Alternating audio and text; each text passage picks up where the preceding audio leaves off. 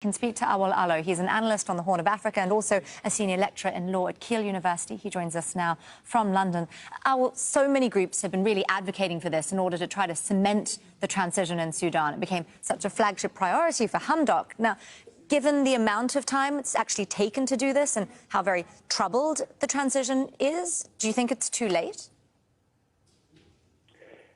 I think it's long overdue. I think the United States government could have removed the Sudan from this list a lot earlier than this. But I think still this is a very important development for Sudan and the Sudanese people as it signals the emergence of Sudan from 3 decades of international isolation. It will now become a full-fledged member of the international community, could access various international institutions and various states who, as a result of this sanction, were unable to trade with Sudan. So this is a very significant development for Sudan and also for the transition process that is underway in Sudan. I do want to unpack some of that, Awal, but first, Sudan, I believe, already owes, what, $62 billion in external debt? So where are they getting the money to pay this $335 million to U.S. families?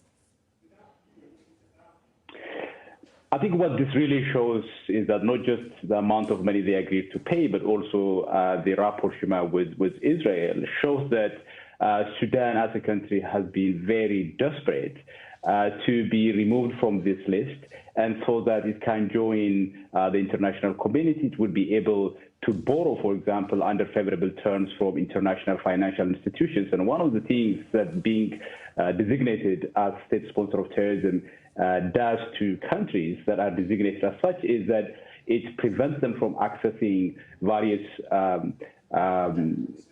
institutions, various personnel, and various banks, for example, in the U.S., which play a very important role in the international financial system. It prevents them from accessing some types of loans from the IMF and the World Bank. It also extends U.S. power to punishing certain states who engage in some forms of trade with Sudan. So Sudan was extremely desperate to have this lifted, therefore it can have access to various trading opportunities in the world. But certainly Sudan, yes, have a huge debt as a country, but I think being removed from this list would help Sudan to somewhat deal with that debt and restructure its economy again. Mm-hmm. But essentially, even though this state sponsor of terrorism designation has been lifted, and that obviously opens them up to aid, they've really had to pay money to the U.S., essentially, to be able to get more money from the U.S., right? How much aid do we expect to flow into Sudan now, especially given the dire economic situation that they're in? So Sudan, because it was on this list, it was not eligible for U.S. foreign aid. Now that this is lifted, depending on how the relationship between the two countries pan out going forward, I think Sudan might be able to receive a considerable amount from the U.S.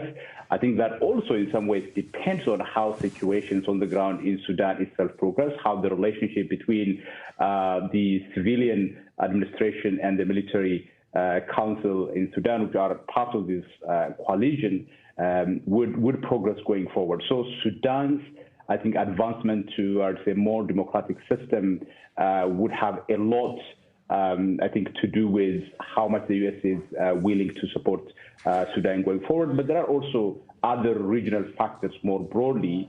If Sudan becomes a more important player in the Horn of Africa, as Ethiopia, for example, plunges into war, as the situation between Egypt and Ethiopia escalates, I think that would make Sudan a very important country that the United States would be very keen to support. Awal Allo there, an analyst on the Horn of Africa. Always great to get your insights here on Al Jazeera. Thanks for being with us, Awal.